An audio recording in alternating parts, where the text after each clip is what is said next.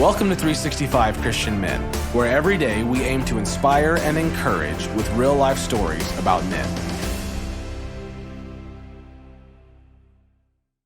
February 25th, Jenn Johnson. Jenn Johnson writes award-winning music, speaks professionally, and he is the co-founder of Bethel Music and WorshipU with his wife, Jenn Johnson. WorshipU offers courses in all aspects of worship ministry. Jenn strives to combine expert musicianship and songwriting with prophetic worship. He and Jenn help worshipers take hold of their true identities and pursue intimacy with God above all else. Although, this passion didn't come without problems. Here's a story about a milestone in Jenn's life. When you've reached the end of yourself, you're finally free to rely on God. Standing near the Sacramento River, Jenn Johnson watched his son turn over rocks in the search for lizards. Suddenly, he felt a heavy pressure on his chest, and his heart began to pound. The panic and anxiety set in. The air seemed thin. Jenn tilted his head up and tried to take a deep breath, but he couldn't. His thoughts raced, and he tried to figure out what was happening to him. When he was a kid, he had panic attacks, but this was different. This force was stronger. Jenn then yelled to his son that they were out of time to look for lizards.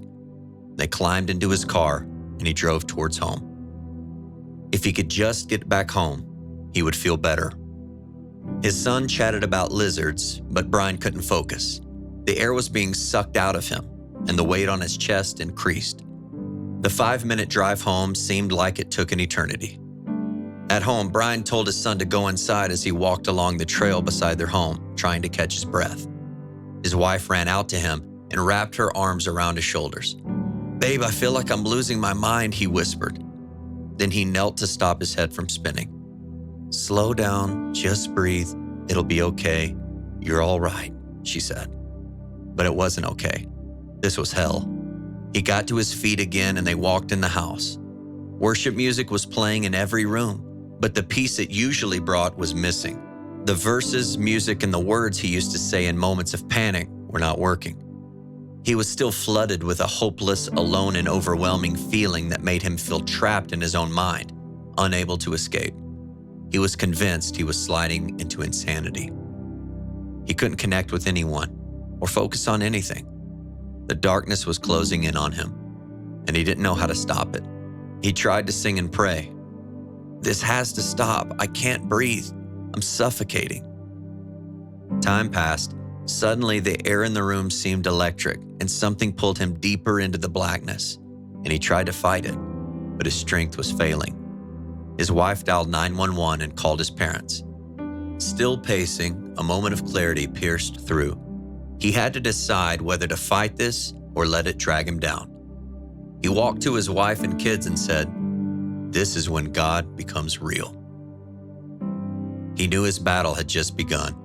Freedom would come, but it would take the next 6 months and not just the next 6 hours.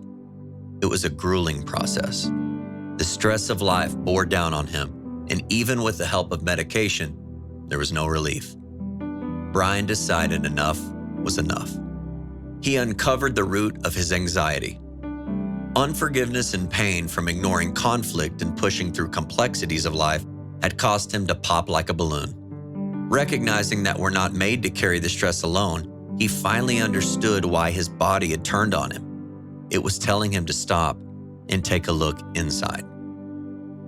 Jenn said, "Our culture often teaches us to man up, instead of admitting that we're really hurting or feeling any pain. We were designed to feel the pain and bring it to the Father. That's what Jesus did. He felt the pain and he laid it at the Father's feet. I thought I would never escape the anxiety and panic that consumed my life, but God did what only He can do." Jenn later said, "Consider it a gift when God becomes your only option." 1 Corinthians 14:33 says, "For God is not a God of confusion, but of peace."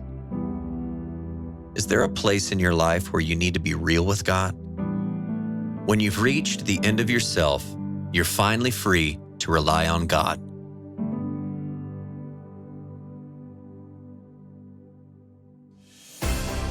Thank you for listening to today's story. Every day of the year, our hope is to inspire you with real-life stories of faithful men who have gone before us. Hebrews 12:1 says, "Therefore, since we are surrounded by so great a cloud of witnesses, let us lay aside every weight and the sin that so easily ensnares us. Let us run with endurance the race that is set before us." Join us tomorrow for another story at 365christianmen.com.